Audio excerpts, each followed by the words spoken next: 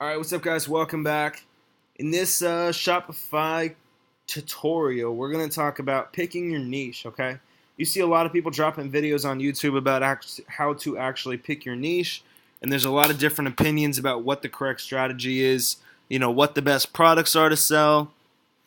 But at the end of the day, it all comes down to pretty much number 9, and that is scratching your own itch, right? I mean, building a store is something that takes time. It's going to take you, not just a day. It's not going to take a week. It's not going to take 4 weeks. It's going to take you time to build it out, create traffic, get press for your products, start to drive traffic, figure out how to actually convert that traffic into sales, and then, continue to redevelop your strategy and actually try to achieve something over time. So you want to make sure that when you're picking your product niche, you're picking something that you're passionate about, and that you've seen websites and you're looking at their products and you're saying, you know what, I could sell this too, but I could sell it better, or I could sell it cheaper, or I could sell it at a more competitive, in a more competitive manner.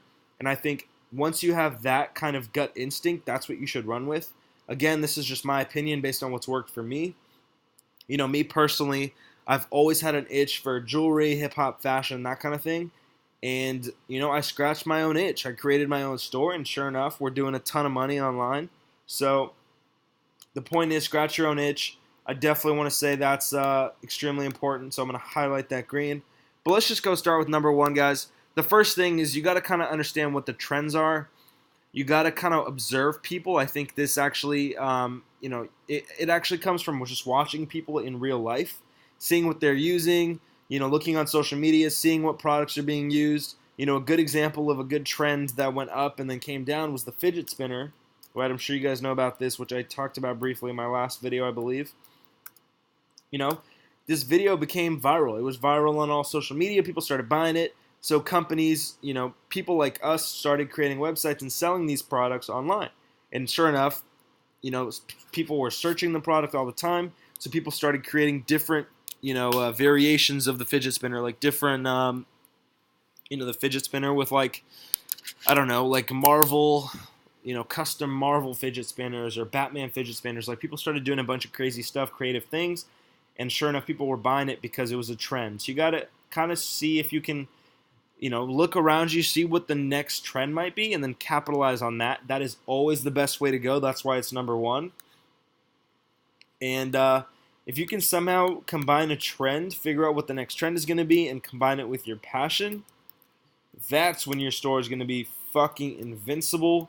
Because I can't spell invincible. Because the trend, the demand is there, which takes me into number 2. But also you're passionate about what you're selling, so you're going to work extra fucking hard to make it happen. Okay, so that's number 1. Number 2 is figure out the demand. I think this is where your research comes in. You got to do your due diligence in terms of, looking online, looking on places like Reddit, Amazon.com. Look at what people are saying about certain products that you're interested in, and see if you can take those as advice to actually making those products better, right? So let's actually go up here on Amazon.com as an example to see if we can do some due diligence, do some research, and see if we can figure out some advice from people based on a product in the hip-hop jewelry industry, which I like to use as an example because it's an industry that I understand very well. Or not industry. Let's type in jewelry. I'm typing with one hand, so I'm a little slow, but you can go to hip-hop jewelry, and then we'll click on the first one.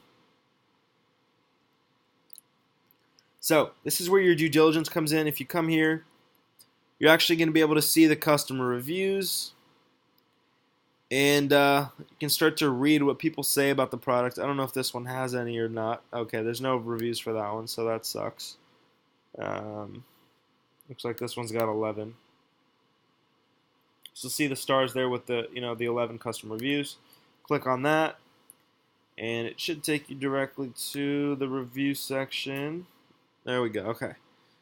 I kind of expected the chain to be small, but the diamond pendant be a little bigger. So cool and icy, I can't regret it. They sent me a silver diamond instead of gold diamond. Okay, looks amazing, beautiful and blingy.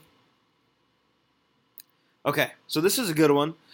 The chain was off, diamonds were sloppy, not well put together. So you could take this as advice and say, okay, if I can create the same product, but just increase the quality, make it maybe less sloppy, put it together well, then this is all advice, and you got to do your due diligence and your research and see what the customers are saying about the products that are being sold currently, and see how you can improve them and then sell them at a more competitive rate or more competitive quality, that kind of thing. So it all comes down to what the market wants and what the market says. You got to really understand the market and focus on the demand. See if there's a demand. You know what I mean? If there's no demand, you're not going to make shit. You're going to make $0. So focus on something, do your research, and see where the demand is.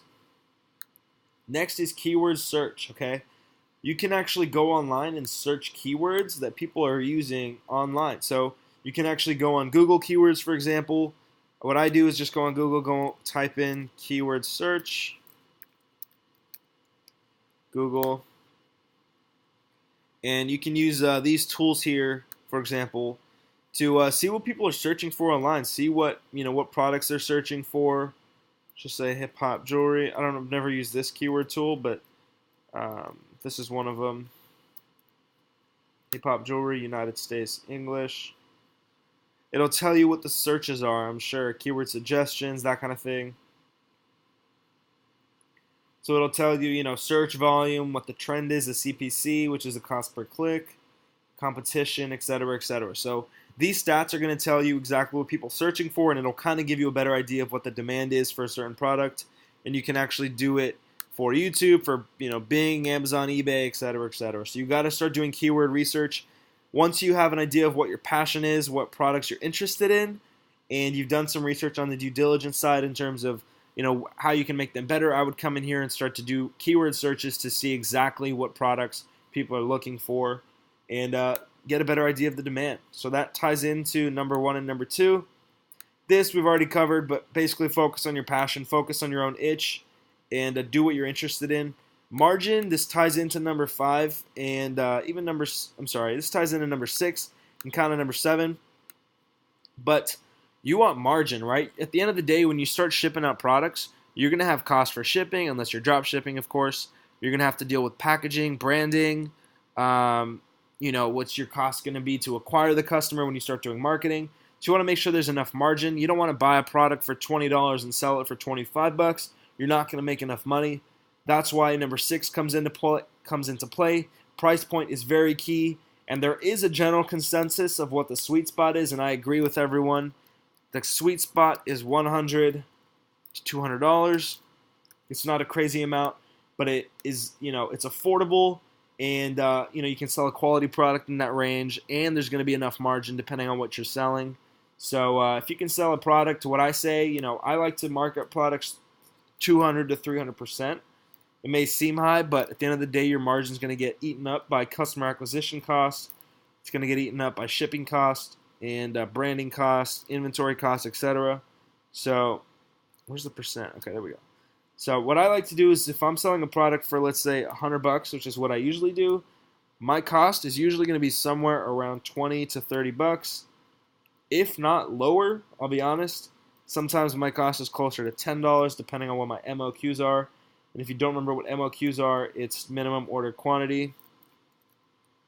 Minimum order quantity. We'll just leave it like that. So try to get into the sweet spot. You don't want to sell products too high. If you sell products for $1,000, $2,000, chances are you're not going to sell much unless you're maybe selling software or digital products, but definitely, or SaaS, which is software as a service. But I would definitely focus in this range. Price sensitivity. You want to find products that are not price sensitive. What I mean by that is products that people don't mind spending $30 for an iPhone case, or $100 for a bedazzled iPhone case, or $100 for a nice iPhone charger, or whatever. I'm just pulling things out of my ass. But you want to focus on accessories. I think accessories are huge. Accessories, jewelry, things that people can wear and use on a daily basis. And that's where I want to bring in this one, is daily basis. Figure out what products people are using a lot, and this ties into the demand. So focus on price sensitivity, meaning figure out what products you can sell where people don't really care about the price because there's a huge demand and a need for the product. Number 9 is, if you can solve a problem, that's always the best. I think when you're building a brand sometimes and you have a brand story, which is going to tie into number 10, you don't really have to solve a problem, but, the consensus in entrepreneurship is you're getting paid, equivalent to the problem that you're solving in terms of the actual scale of the problem. So if you can find a solution to, I'm just going to make a random example, but, filtering water, we'll say water filters in foreign countries or something random, right? Like something like that. And it's such a problem at scale, and you can find a solution for that and then sell a product to fix that problem. That's when you're going to make huge money. But also, number 10, if you can build a brand, like I said, scratch your own itch. You can easily build a brand with social media through visual content, videos and photos.